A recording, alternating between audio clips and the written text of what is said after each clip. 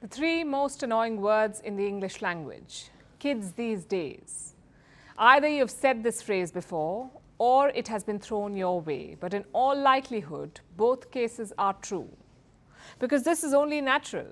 People complain about those younger than them. It is a cycle of life. Researchers call it the kids these days effect. Creative, I know. Now, this effect is in full swing because Gen Z, or those born between 1997 and 2012, has entered the workforce. People say the young ask for too much but work too little. They don't respect hierarchies. They don't want to pay their dues, and they always have one foot out the door. Plus, they despise skinny jeans, which, let's face it, is half the millennial wardrobe. And this is not too far off.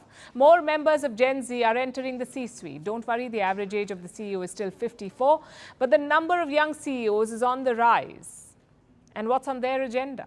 Few meetings, fewer email chains, and lots of emojis. This generation, you see, grew up with technology, so they're using it to make life simpler. Instead of holding meetings, they're sending voice notes. Instead of using words, they're using emojis and GIFs.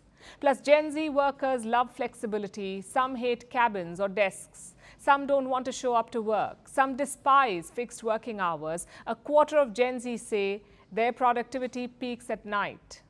That's when they want to work. But less than 15% of the older generations log on after 6 p.m. So that's quite the conundrum. But Gen Z want workplaces to be more casual. The young are more open to talking about mental health. They want to discuss political opinions, and they despise formal email sign-offs. So they're saying goodbye to professional language. 41% workers say yours truly is dying, and 36% claim yours sincerely has been given a death sentence. And lukewarm regards are taking their place, quite literally. It is no wonder that 3 in 4 managers find it difficult to work with Gen Z. Many complain of walking on eggshells, like they can't speak their mind, because one argument and their young employee is out the door. At least that's the impression. Because Gen Z is thinking differently about loyalty. For young workers, job hopping has lost its stigma. In fact, they are willing to change careers thrice. That's blasphemous to boomers, and it can hurt careers. Sure, work life is slowly changing, but some perceptions still persist. Repeatedly switching jobs is a red flag for traditional employers. So is informality. Many young workers want to be themselves, so they communicate casually or express political views non-stop, but this may not sit well with all companies. Workers still have professional responsibilities, there are certain expectations, and studies show that poor communication can stall career progress. Yes, some things are worth fighting for, but if every battle seems worthwhile, then you ought to rethink. I guess the smart approach is to be pragmatic, and this applies to older workers as well. Working with Gen Z poses its challenges, as it should, but they are the future of work. By next year, Gen Z will form a quarter of the global workforce. They will shape hiring, they will shape workplace trends, they will influence technology, public policy, clothes, food, all of it. In short, they will change how companies function.